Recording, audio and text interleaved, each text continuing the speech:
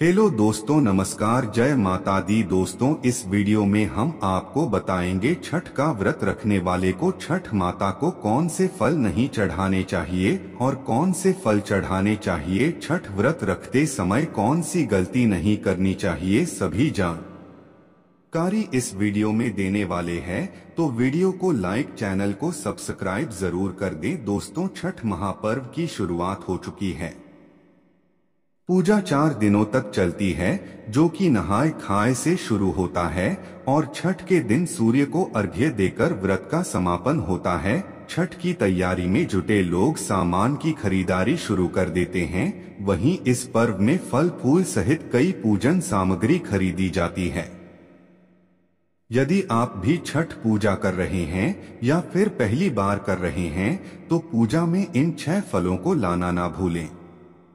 कहा जाता है कि छठ मैया को यह फल बहुत प्रिय है, तो आइए जानते हैं कौन से हैं वह फल। हिंदू धर्म में पूजा में नारियल का बहुत अधिक महत्व है। नारियल को बहुत ही पवित्र फल माना जाता है। वहीं छठ मैया की पूजा में भी नारियल का बहुत अधिक महत्व है। श्रद्धालुओं के डाले में इस दिन बहुत नारियल रखे होते हैं, क्योंकि नारियल चढ़ाने से मनोकामनाएं पूरी होती है। इसलिए नारियल चढ़ाकर लोग अपनी मनोकामना मांगते हैं। छठ मैया को केला बहुत प्रिय है, क्योंकि केला पवित्र फलों में से एक है। इसकी पवित्रता के कारण इसे छठ पूजा में रखा जाता है। लोग मनोकामना पूर्ति के लिए छठ मैया को केले का भेंट करते हैं। बिहार और पूर्वांचल में इसकी खेती भी खूब होती है, जिसकी वजह से यह आसानी से उपलब्ध हो जाता है। छठ पूजा में गन्ने का होना जरूरी होता है।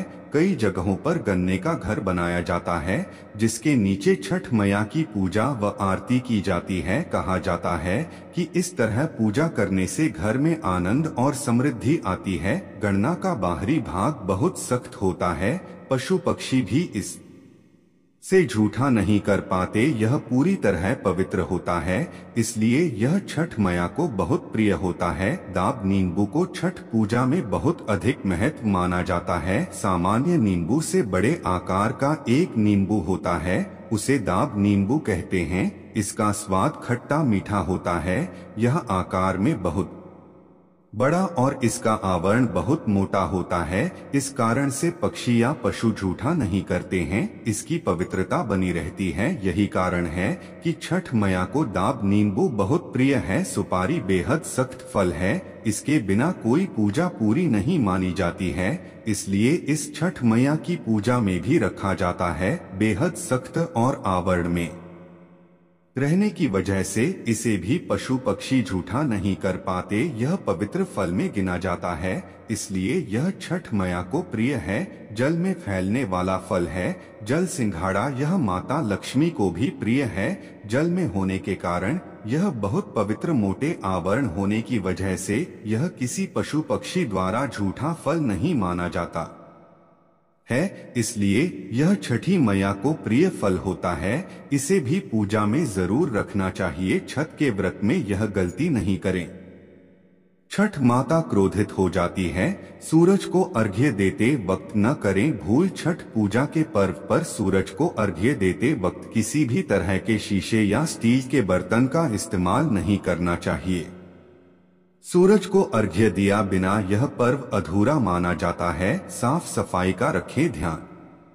पूजा के दौरान साफ सफाई का खास तौर पर ध्यान दें। इस पूजा के दौरान कपड़ों से लेकर पूरे घर को बिल्कुल साफ रखना चाहिए। साथ ही प्रसाद बनाते वक्त भी साफ सफाई का पूरा ख्याल रखे जाने कहा सोना चाहिए। छठ पूजा के दौरान जो भी व्रत रख रहा है, उसे पलंग पर नहीं सोना चाहिए। न पलंग बल्कि चारपाई आदि पर भी सोने की मनाही होती है। इस व्रत के दौरान फर्श पर सोना चाहिए। सामग्री का जरूर रखें ख्याल। छठ पूजा के दौरान सामग्री का विशेष तौर पर ख्याल रखें। इस पूजा के दौरान सिंदूर, कुमकुम, आलता, मेहंदी, पीतल का सूप, शक्कर, अंक दी, नारियल अहद, पान, सुपारी, लौंग और इलायची जैसी सामग्री का जरूर इस्तेमाल करें। मांसाहारी खाने से करें परहेज। छठ पूजा के दिन किसी भी तरह के मांसाहारी खाना खाने से बचना चाहिए। खाने के साथ साथ पूजा के किसी भी तरह के मांसाहारी सामान को घर में या पूजा के आसपास नहीं रखना चाहिए। माना जाता है कि छठी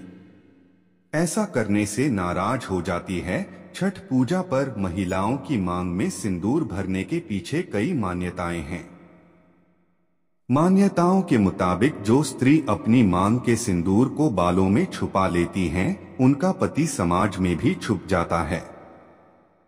पति को वह सम्मान नहीं मिलता जिसके वह हकदार होते हैं। इसी कारण महिलाएं लंबा सिंदूर लगाती हैं ताकि पति की आयु बढ़ने के साथ ही उनका सम्मान बढ़े। छठ पूजा करने वाली महिलाएं अगर मांग में सिंदूर लगा रहे हैं तो ध्यान रखें कि सिंदूर माथे से लगाना शुरू करते हुए मांग तक ले जाएं। जितनी लंबी मांग सिंदूर से भरें उतना शुभ माना जाता है।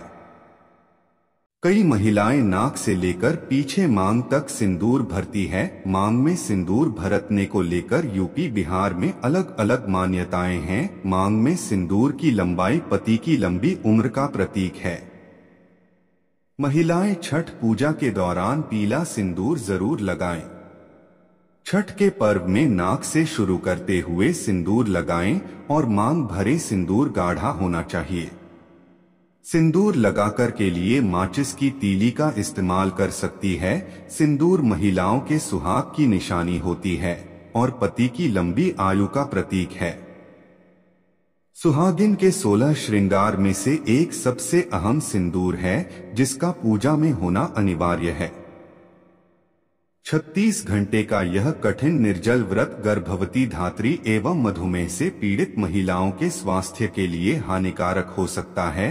उनका कहना है कि व्रत रखना अपरिहार्य हो तो गर्भवती एवं धात्री महिलाएं बीच में पानी एवं जूस का भरपूर सेवन करें ताकि शरीर में जल स्तर बना रहे।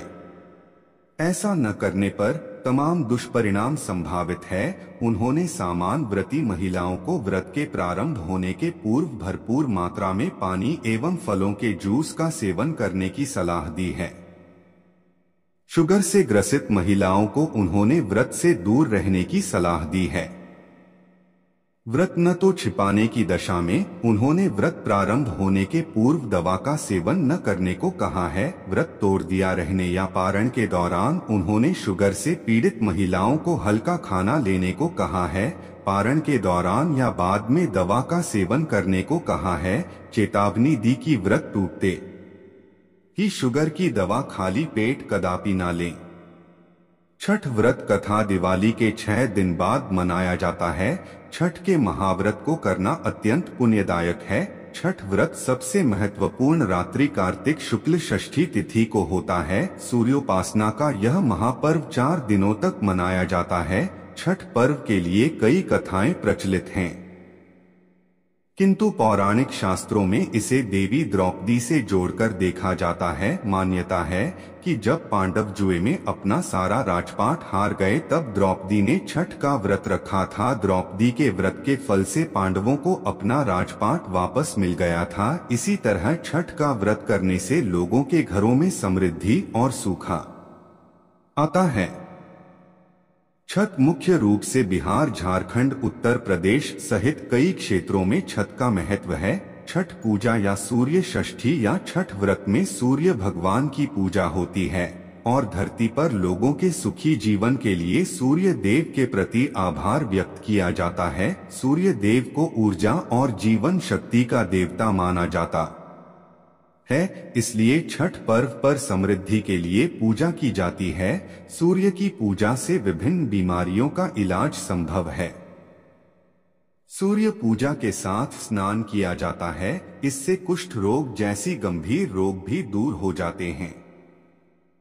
छठ पर्व परिवार के सदस्यों और मित्रों की लंबी उम्र और समृद्धि के लिए भी मनाया जाता है। एक पौराणिक लोक कथा के अनुसार लंका विजय के बाद रामराज्य की स्थापना के दिन कार्तिक शुक्ल षष्ठी को भगवान राम और माता सीता ने उपवास किया और सूर्य देव की आराधना की। सप्तमी को सूर्योदय के समय पुनः अनुष्ठान कर सूर्यदेव से आशीर्वाद प्राप्त किया था। एक अन्य मान्यता के अनुसार छठ पर्व की शुरुआत महाभारत काल में हुई थी। सबसे पहले सूर्य पुत्र कर्ण ने सूर्य देव की पूजा शुरू की। कारण भगवान सूर्य का परम भक्त था। वह प्रतिदिन घंटों कमर तक पानी में खड्डा होकर सूर्य को अर्घ्य देता था। सूर्य की कृपा से ही वह महान योद्धा बना था। आज भी छठ में अर्घ्य दान की यही पद्धति प्रचलित है। कुछ कथाओं में पांडवों की पत्नी द्रौपदी द्वारा भी सूर्य की पूजा करने का उल्लेख है। वे अपने परिजनों के उत्तम स्वास्थ्य की कामना और लंबी उम्र के लिए नियमित सूर्य पूजा करती थी। एक कथा के अनुसार राजा प्रियव्रत को कोई संतान नहीं थी। तब महर्षि कश्यप ने पुत्रेष्टि यज्ञ कराकर उनकी पत्नी मालिनी को याहोती के लिए बनाई गई खीर दी। इसके प्रभाव से उन्हें पुत्र हुआ, परंतु वह मृत पैदा हुआ। प्रिय पुत्र को लेकर श्मशान गए और पुत्र वियोग में प्राण त्यागने लगे। उसी वक्त भगवान की मानस कन्या देवसेना प्रकट हुई और कहा कि सृष्टि की मूल प्रवृत्ति के छठे अंश से उत्पन्न होने के कारण मैं श्रेष्ठ कहलाती है। राजन, तुम मेरा पूजन करो तथा और लोगों को भी प्रेरित करो। राजा ने पुत्र इच्छा से देवी षष्ठी का व्रत किया और उन्हें पुत्र रत्न की प्राप्ति हुई। यह पूजा कार्तिक शुक्ल षष्ठी को हुई थी। इस पर्व को स्त्री और पुरुष समान रूप से मनाते हैं। छठ पूजा 4 दिवसीय उत्सव है। इसकी शुरुआत कार्तिक चतुर्थी को तथा समाप्ति कार्तिक शुक्ल सप्तमी को होती है। इस दौरान व्रतधारी लगातार 36 घंटे का व्रत रखते हैं। इस दौरान वे पानी भी ग्रहण नहीं करते। छठ पर्व बांस निर्मित सूप, टोकरी, मिट्टी के बर्तनों, गन्ने के रस, गोल्ड चावल और गेहूं से निर्मित प्रसाद और सुमधुर लोक गीतों से युक्त होकर लोक जीवन की भरपूर मिठास का प्रसार करता है। यह मुख्य रूप से पूर्वी भारत के बिहार, झारखंड, पूर्वी उत्तर प्रदेश और नेपाल के तराई क्षेत्रों में मनाया जाता है।